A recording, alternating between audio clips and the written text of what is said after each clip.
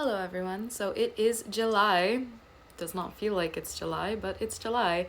And this is the 4-year anniversary around this time of when I first started recording Skyline. It's not the anniversary of when Skyline came out, but it's the anniversary of when I first went into the studio and first met my friend Floyd, who helped me record and create this EP. And honestly, I love Skyline so much. I love the song, I love the EP, I love everything about it. And I'm so grateful to have met so many amazing people along the way, including Floyd, who, it started with Skyline. We met up at the studio and I played for him that one song and it started from there. So we started work on that song and slowly it became the EP that it is today. And it was my first time being in a studio setting, getting to record songs that I had written in the span of, that time period of my life. And it was so special to me. It's still so special to me. And without Skyline, I wouldn't have been able to, I feel it's accomplish as much as I have. So I think it's important to recognize the journey and where it started. And everything about Skyline is just, it tells a story in itself. So I've talked a lot about pages of a songwriter's diary and what that album means to me, what each of those songs kind of represent in a way, and what time they kind of represent from my life, right? And I do promise those other videos are coming out. I might have to re-record one of them. Joys of editing. Not gonna get into that right now, but they're coming. So I feel like I'll do a quick rundown of Skyline, and I might, when the anniversary of when the entirety of Skyline comes out, I might do breakdowns of those songs as well. Who knows? So when Skyline was written, it came after a point in my life where I was in a very dark depression, and Skyline was that light at the end of the tunnel, basically. I had just lost my mom, and I had gone through a lot of personal things regarding that and other things that I won't dive into. But, just those years of helping to take care of my mom. I was my mom's caretaker for when she was sick for that time. And I found it hard to really focus on anything for myself. I was more so focused on taking care of everybody else around me. So my siblings, my younger siblings, my mother, anybody else. And I would try to write, but I couldn't come up with anything musically, and creatively I just sank, and understandably so. It was a really, really tough time in my life. But after my mom had passed, I got back into writing again, and I slowly started to build back up into music. And Skyline was one of those songs. So it was the week of my birthday, and my best friend, it was a year after everything had happened, my best friend was like, hey, you know what? Let's have a fun birthday weekend. It doesn't have to just be one day, Last birthday was not the greatest, so let's make the most out of this one. And I was like, yeah, sure, why not? Never done this before. So we did a birthday weekend trip to Boston and went and saw this band. And we went to a concert, and it was the most fun I had had in forever. And being in that room, because the band is so amazing. I really admire their stage performance and the way that they can just, when they're performing, you can feel that emotion in the song that they're performing. It's not just audience engagement or anything. There's that, but there's also the storytelling aspect of through the performance itself. And it was really inspiring, and I loved it so much, and not just from a concert goer perspective, but as a creative as well. It reminded me of why I love music and why I love doing what I do, and reminded me of, hey, that's who I want to be. That's what I want to do. I want to do this. This is what I'm meant to do. And so after the show, I'm like bouncing off the walls. I'm hyped. I got so much adrenaline. I'm like, I need to go home. I need my guitar. I need to write. Meanwhile, I'm pretty sure my best friend was just like, oh my God, what did I do? Did I give you too much caffeine? Like, why are you the way you are? But, you know, we've been best friends for like 15 years, so she's used to it. Anyway, so as I'm on the train going back home, I started writing the lyrics for Skyline. And I knew I had always wanted to write a song that kind of captures that feeling, but I didn't have that feeling with me in those moments until then. And so just lying awake before the sun, traveling in the dark, watch as the sky explodes in pinks and blues. That lyric came from when I woke up super early before anybody else, and I watched the sunrise and took in how beautiful it was, and how life can be beautiful, and how there's more to life than that feeling of, what am I gonna do? So, Skyline kind of opened the doors to the horizon, so to speak, to all these other songs. And it's a form of change, which oddly enough became the theme for the whole album, for the whole EP.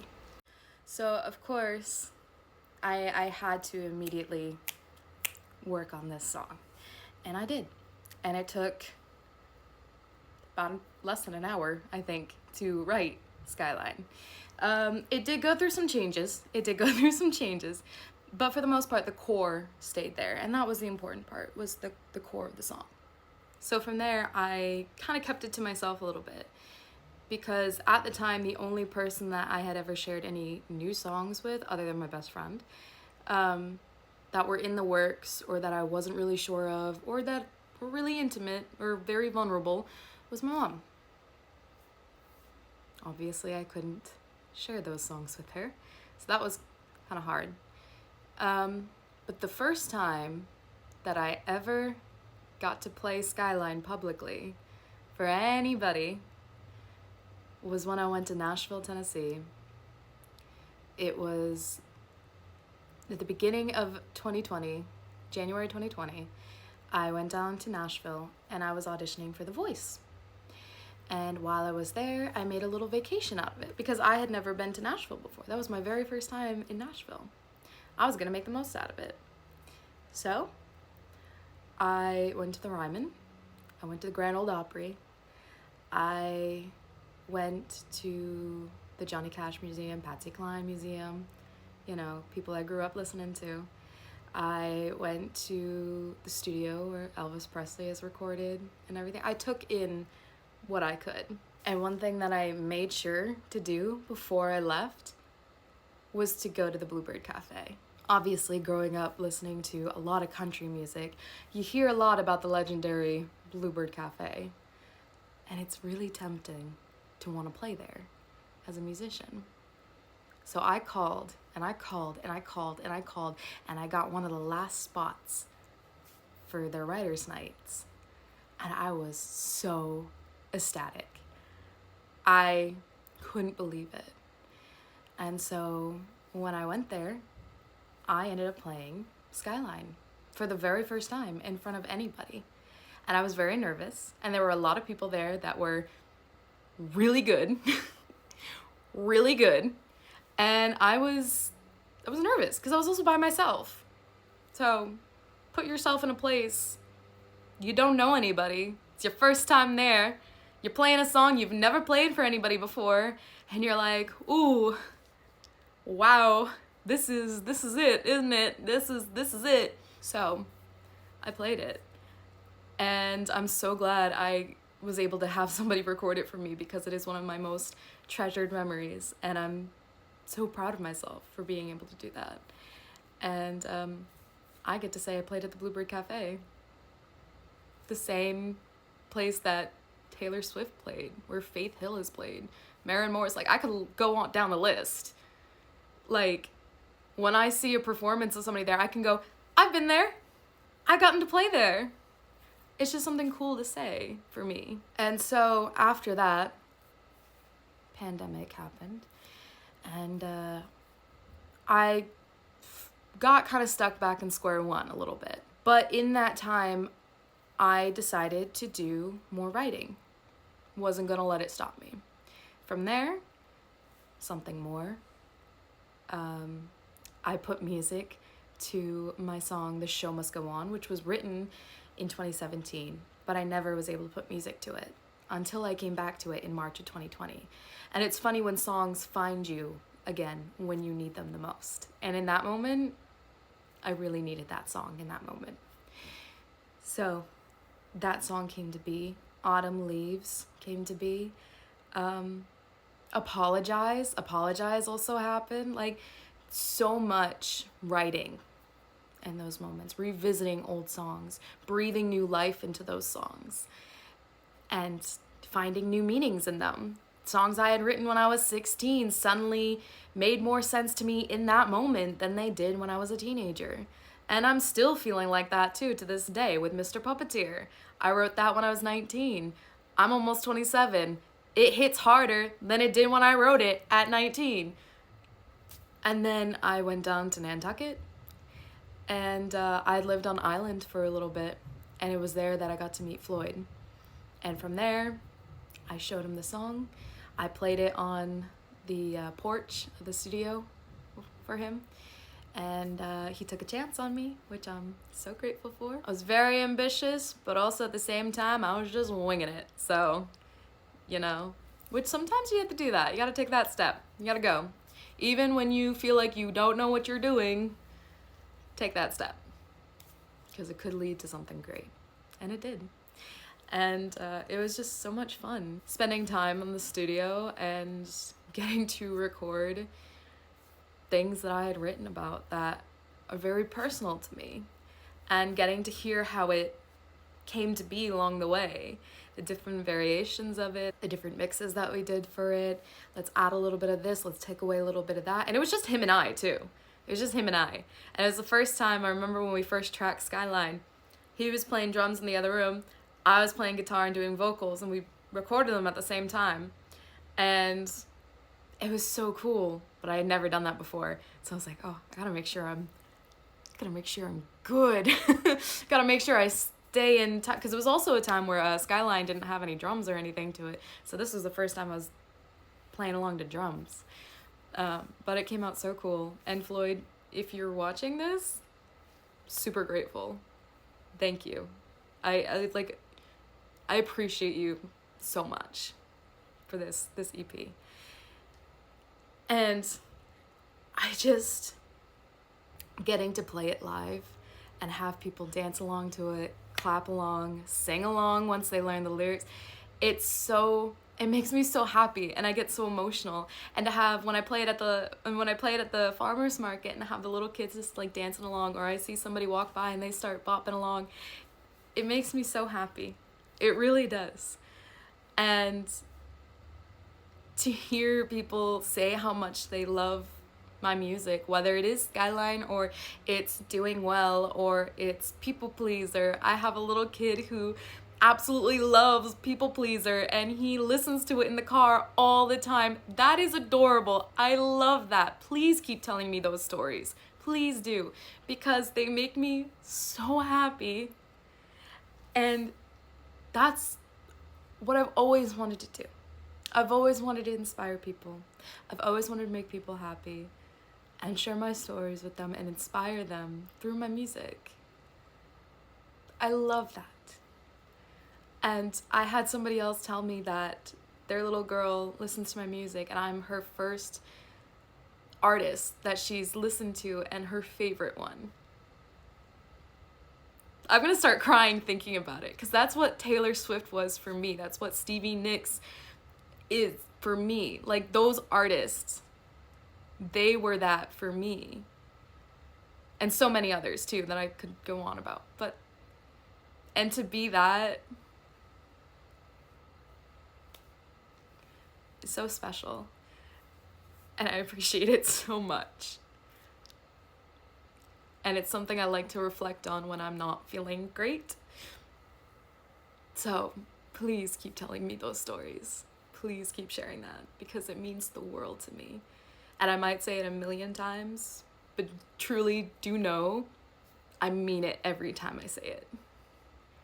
Thank you. Thank you for listening to Skyline. I'll probably make another video. Things have been a little scattered lately, so this video is probably really scattered and very long.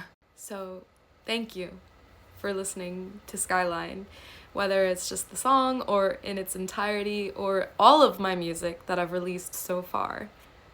I do appreciate it from the bottom of my heart. I really do.